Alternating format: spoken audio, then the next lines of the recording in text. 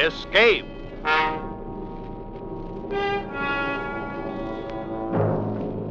You are groping in the dark of the African jungle night, trapped on a wharf above a crocodile-infested river, fighting for your life against a ruthless giant from whom you must escape.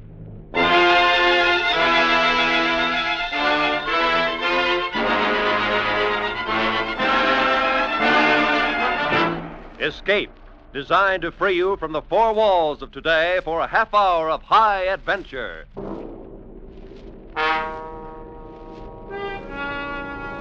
Tonight we escape to the dank jungles of the Segwanga Valley in Africa, into the heart of a courageous man, as Robert Simpson told it in his story, John Jock Todd.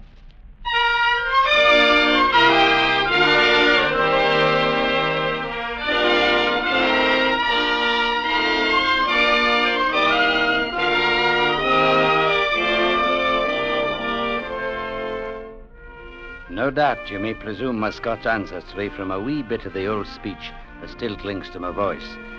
Though it's been some years now since I last walked in the heather of the Highlands of Abergowrie.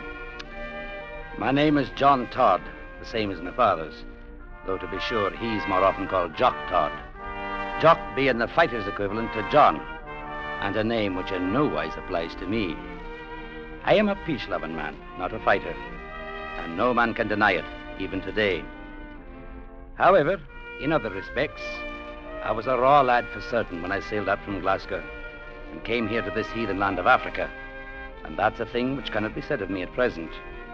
If a man lives at all in this steaming hot jungle of the Niger River, then he must learn very quickly, and most especially so if he lands at that dirty little trading post on Segwanga Creek.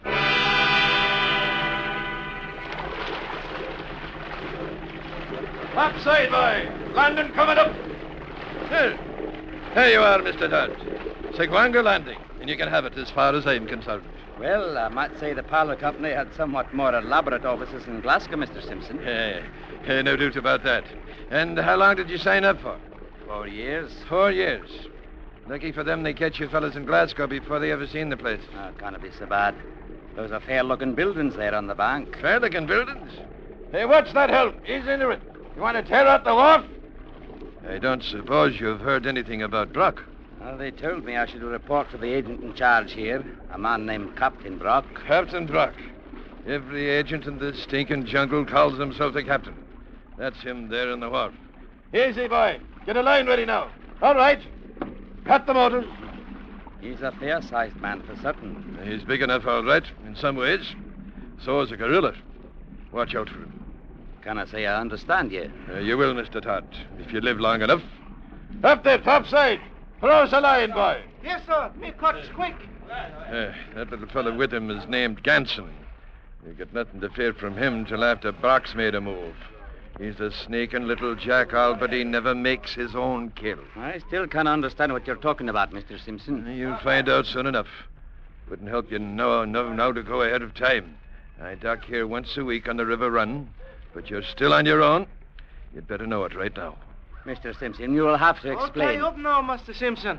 All same, plenty fast. All right, boy. Come on, Mr. Todd. You may as well meet your new boss.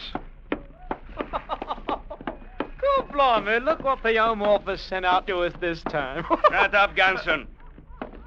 Well, Simpson, you are half a day late. When I start running my boat on a schedule, I'll send you a copy of it, Brock. If there was another boat on this river I could ship my stuff on, you know what I would do then, don't you? No, you wouldn't, Brock. Not as long as you know I carry a gun. You there. You the new junior assistant. That's right, sir. My name is John Todd, and I assume you're captain. I'll take the time to find out your name later. And I do not give 2 cents for what you assume. That's telling the boss. Ganson, did not I tell you to shut up? Yes, sir. And get out. Clear those natives off the wharf. Right, you Captain. All right, move along now, you ready, Peggers. Come on, move now. You there. Oh, she'd shoot a step on to get along. Get out. I have some brandy up at the bungalow, Simpson, if you would like a drink while the boys are loading. I just had a drink. On board. You there, whatever your name is? It's John Todd, sir. So it is John Todd, is it? And I suppose you call yourself Jock. like the rest of your blasted countrymen. No, sir. Jock is the name for a fighting man, such as my father. Can't say it fits me. So you are not a fighting man, eh? It makes things a lot easier, don't it, Brock? As soon as your boat is loaded, you can bring the lading bills up to the office. Well, Todd, are you going to stand here on the wharf the rest of the day? No, sir, but I thought you'd be wanting You to... start! You are not paid to think. Get your stuff up to the bungalow and be quick about it. Whatever you say, Captain Brock. 4 years of it, Mr. Todd. Welcome to Sagwanga.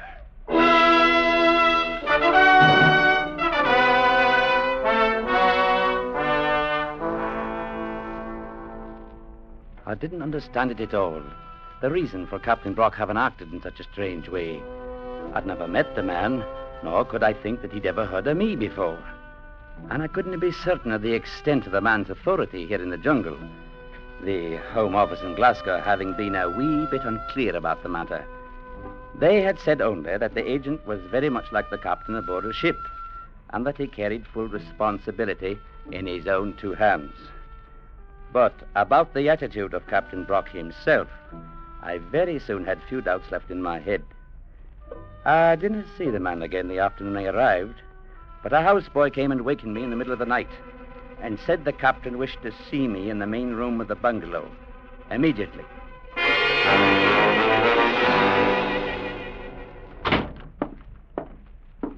Captain Brock, the boy said you'd sent for me, sir. You do not have to tell me that. It took you long enough to get here, too. Oh, it took no more time than to pull on a pair of pants. So it makes you argumentative to wake you up in the middle of the night. I was not intending to be so. I am not interested in your intentions, Mr. Todd. You will learn to keep a civil tongue in your head. Well, I was not meaning... Shut up! That's better. And I suppose you're wondering why I had you waked up like this in the middle of the night. I'd presume you had a reason. Oh, you presume, do you? Oh, yes. And what do you presume the reason is? I'm afraid I couldn't say. Then I will tell you. I sent for you, Mr. Todd, simply to show you I can have you waked up any time I please to. You had no other reason than that? None at all, Mr. Todd. A fighting man might resent it. But then you are not one, are you? Too bad. If that's all you've got to say to me, then I'll go back to my bed. That is all. Now get out of my office. Just as you say, Captain Brock.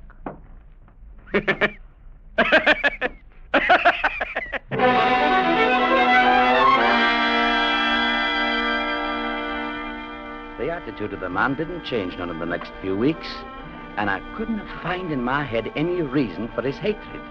And it was hatred. It was in his eyes every time he spoke to me.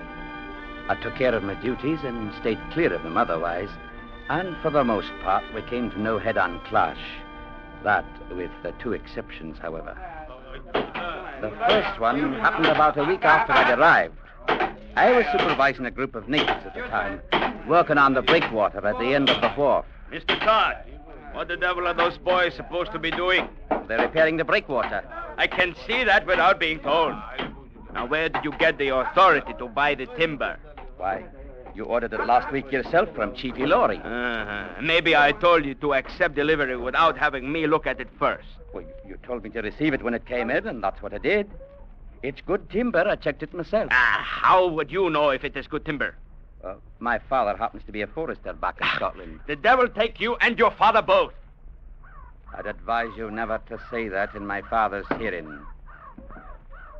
Are you threatening me? No, man, nothing like that. But I'm sort of suggesting it isn't always wise to insult a man you've never seen. I see. Now that I come to think of it, he is the one that is a fighter, isn't he? That's correct. The one they call Jock, Todd, huh? Well, it is too bad he is not around here. Mr. John Todd. Boy, you there. Throw that piece of timber you're using. Any fool could see it is too short. Apanadillo. I said throw it out. I will teach you to argue. Get back on your feet. I said get up. Get on your feet before I kick your head off. I'd seen him knock Ganson down the same way and then kick him like he did the natives. And Ganson took it and saved his curses until Brock was not around. I wondered what I might do if he ever tried it on me. And the next week, I saw that he would try it, sooner or later.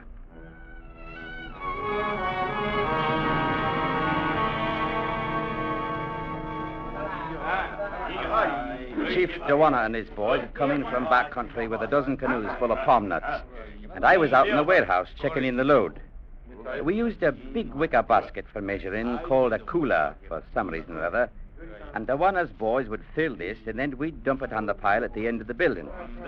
Ganson was bossing the loading, and I'd check off each cooler in the tally book as it was dumped. It was late in the afternoon when we finally finished. All right. Step lively now, ye, then polite as you. Right, no more to trouble about after this one. All right, Todd, here's the last one. You got it marked, have you? Right, Ganson. All right, now, you ruddy beggars. Let's take it back and jump it. Come on, put your backs to it now. Eve, here now. Tip her up. Let's go. That's it. Oh, shake 'em out. Shake 'em out, every bloomin' last one of 'em. Come on, shake 'em out. Now, that does it. All right. How many coolers did we have, Todd? 8, 10, 12, How 14, many you 15, count? How many cooler you get? All same me, maybe. 17, 8, 19, Joanna. 19. Me count all same 20. Well, like as not, you miss one, Todd. Give Miss 20. I didn't miss one, Mr. Ganson. The tally is 19. Turn around. You pay me 20. Make what trouble. Sorry, Joanna. The count stands at 19. Don't be a crazy fool, Todd. Give it to him. What's one cooler, more or less? Me tell Captain Brock. He fix good. That will not be necessary, Joanna. What is the trouble here, Todd? Haven't you got sense enough to take in a few palm nuts without getting your feet twisted? My fate have nothing to do with it, Captain Brock. He claims 20 coolers, and I counted 19. Then you missed one. Give him 20. Can I do that, sir? You what? Can I sign my name to help cheat the company? Oh, blimey, if it ain't downright mutiny. Shut up, Ganson! Mr. Todd, out here I am the company. Now write out that credit check. Whatever you say, Captain Brock. It's taking your orders like a good chap, Mr. Todd. I thought you'd change I your told you mind. to shut up, Ganson! Well, have you got it written, Mr. Todd? There you are, Captain Brock. Well, it is lucky you decided.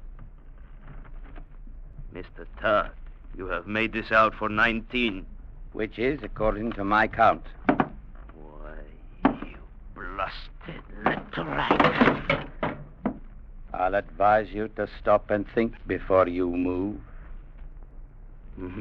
Well, now, you wouldn't be picking up that shovel with any hostile intent, would you? No, man. No more than you'd be advancing toward me with a hostile intent. Like that, eh? Duana, I'm tearing up this check. I will give you one myself for 20. You always come to me. I will make it right with you. Yes, Captain. All same like you say. Mm-hmm. And Mr. Todd, I will make it right with you, too. You can depend on that.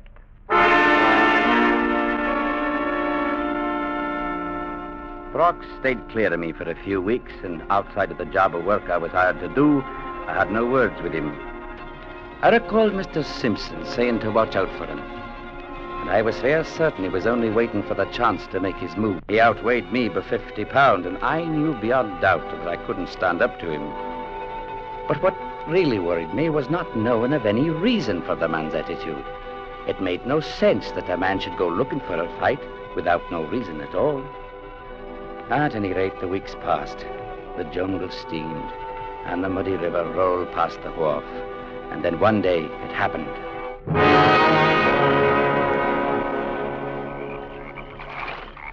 Sunday was my one free day in the week. So I'd hired a canoe and paddled upstream for a visit with a fellow countryman at another trading post, some few miles away. It was just getting dark when I came back to the wharf, and when I got in close, I saw Brock standing there, smoking and leaning on a piling at the far side. The watch boy squatted near the edge, waiting to take the line from my canoe. He caught it and pulled the boat in and made it fast. And I climbed out onto the wharf. You have a good trip, Mr. Todd? Not so bad, a bit hot, that was all. You savvy which place canoe man live? Yes, sir. Live on Breakwater side. Then go tell him, come get canoe. Tell him 2 day pass. I give him check for pay. Oh, yes, sir. Me go now. Tell man plenty soon. Boy, Huh? you there. Yes, sir, Captain Brock. Did I give you permission to leave the wharf? No, sir. But Master Todd, Did he's... I tell you you could leave? No, sir. All right. Then go get the head man. Tell him I want him here right away. And you come back with him. But Captain Brock, sir. Move, boy. Yes, sir. All right, Todd. Get up to your quarters. I think I'll be staying right here, Captain Brock. If you're planning to tie that boy to a post and flog him, as I've no doubt you've decided to do, then you'll be having a word with me first. Cool, blimey. Ganson, is that you? All right, you are, Captain. I heard what he said. If it's a witness you want, sir. I will tell you when I want anything. All right, Captain. No, I'll mention it. Take Mr. Todd up to his room and keep him there. I will attend to him later. If either of you lay a hand on me, it'll be a most unfortunate day in your lives. Oh, you don't say so, Mr. Todd. Mr. John Todd. I've told you what you may expect. So you have. I am not to lay a hand on you. Not even like this. Oh, do not proper, Captain. Hit him again. Come on, Mr. Todd, get up! I felt his foot smash into my side. I tried to get up onto my knees, and I couldn't. I told you to get up. Again, I knew it wouldn't take many to finish me off. My head hung over the side of the wharf. I made one effort and rolled off into the water. Hey, he's gone into the water, Captain. Maybe he can't swim. That is his hard luck. But suppose he drowns. The resident commissioner will be down on us for certain. I don't want no trouble Shut with him. up, Ganson. Yes, sir. He can swim all right. There he is now, climbing out on the bank. Blimey if he ain't. What's the matter, Mr. Todd? You are not leaving us, are you? You have not changed your mind about having a word with me, have you? Mr. John Todd?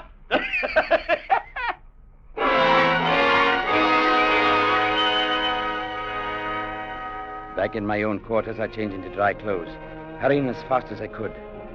I couldn't have found it in my heart to be angry with the man. He had struck me without warning and kicked me while I was down, and he was planning now to flog a native boy without the lad having committed a fault. It was not a thing to become angry about. Captain Brock had to be punished, that was all. And though it would mean my own life, most likely, it had to be done. It was no more than a matter of simple justice.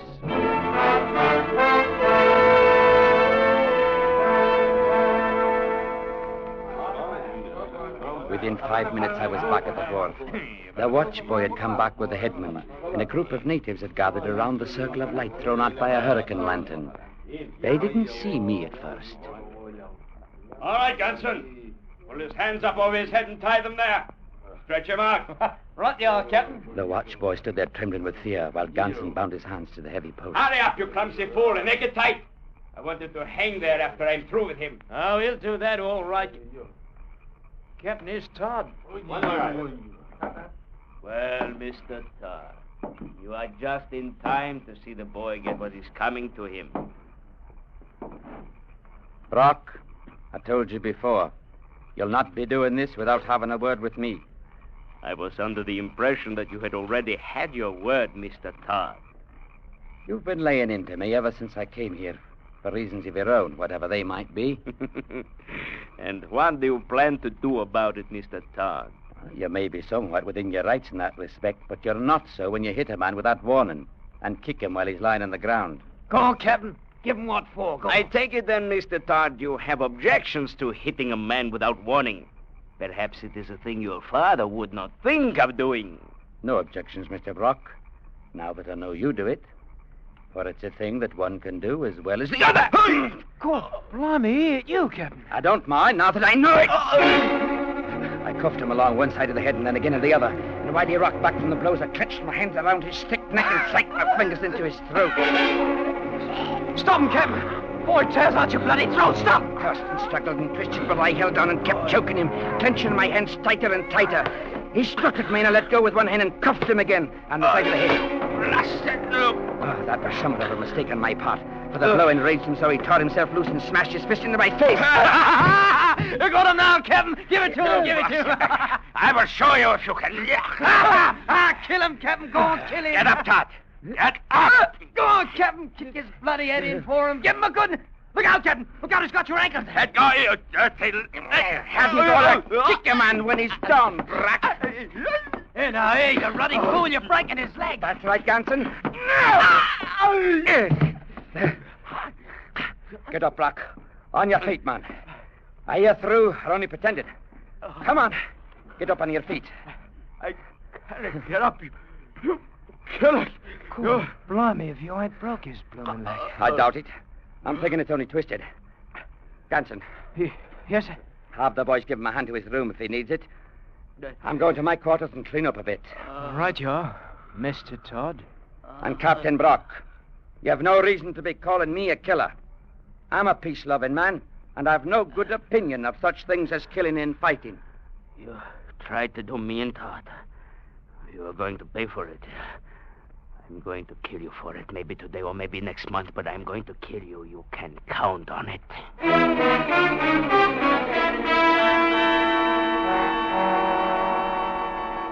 I went to my quarters then, and I didn't know what happened just after that. I didn't know about Brock kicking Ganson off the stairs while the little man was trying to help him, nor about Ganson going to the captain's room a few minutes afterwards.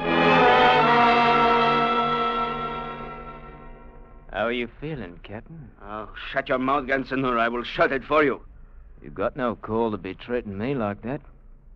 I'd have helped you if I could, but there just won't no chance. He'd have done for me the same as you, Captain. Shut up! Cannot even move my leg. There wasn't no call to kick me a while ago, neither. If I could get out of this chair, I'd do the same again. You can't get up, Captain Brock? How could I hope to... Well, what is in your mind, you little beggar? You've been booting me around for nearly 2 years now, haven't you? You hopped onto me the first minute I landed, like you got an habit of doing when a bloke is new. And I will break your dirty little neck as soon as I can walk. You've been treating me like a ruddy dog, Captain. And I've been taking it, too. Until now. Oh, what are you up to? Ganson? Ganson?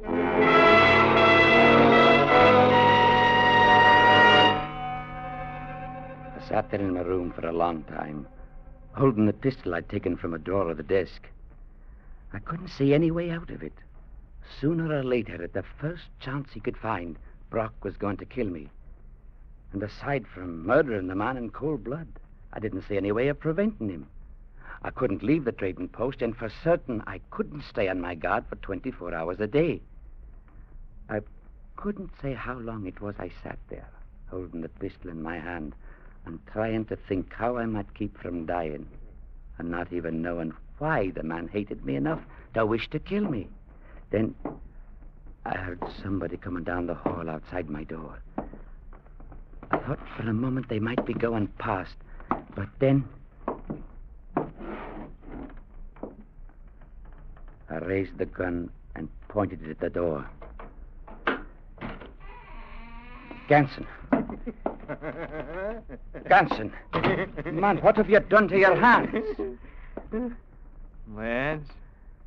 Oh, you ought to see him, Mr. Todd. You ought to come take a look at him. Oh, blimey, if I ain't marked him up all right. I marked him good. What are you saying, man? What have you done? Him has always thought he was so much, just because he was bigger than me. Oh, I showed him all right. Oh, what have you done? Won't you come take a look for yourself, Mr. Todd? Come and see what used to be so high and mighty, calling itself Captain Brock.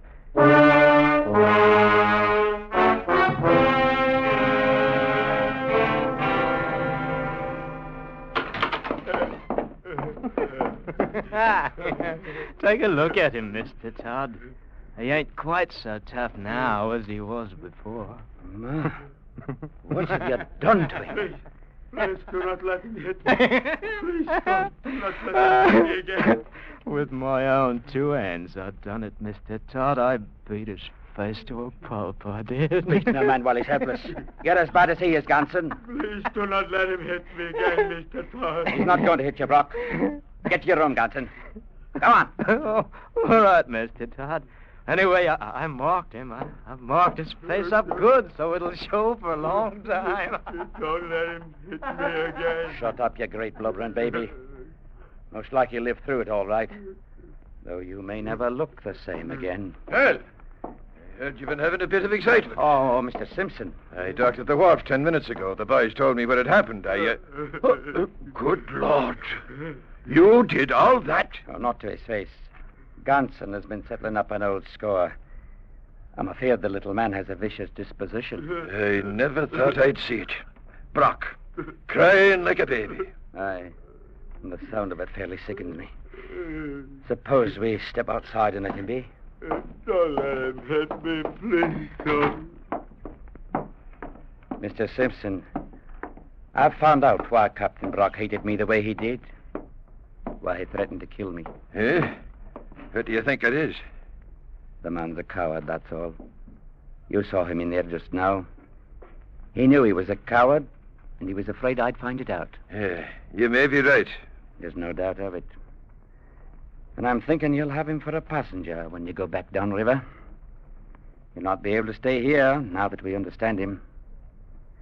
And I'll see to it that Ganson goes along with him. Well, I can't say that I'll mind the change. I mean, doing business here from now on with a gent by the name of Jock Todd. Jock? Oh, no. You're taking me all wrong. I'm a peace-loving man, and my name is John. It's no wise proper to call a man Jock unless he's a fighter. Now, you take my father, for instance. There's a man who can hold his own in any kind of company. But I remember...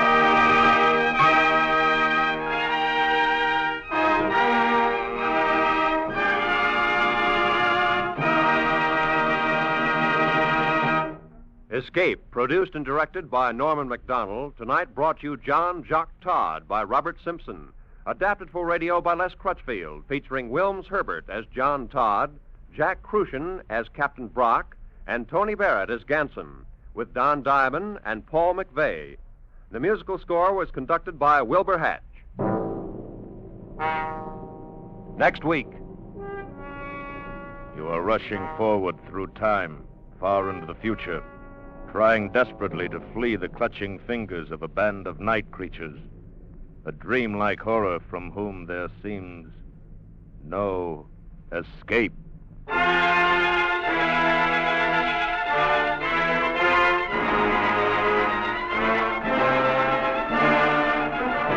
Next week, we escape with H.G. Wells' awesome story, The Time Machine.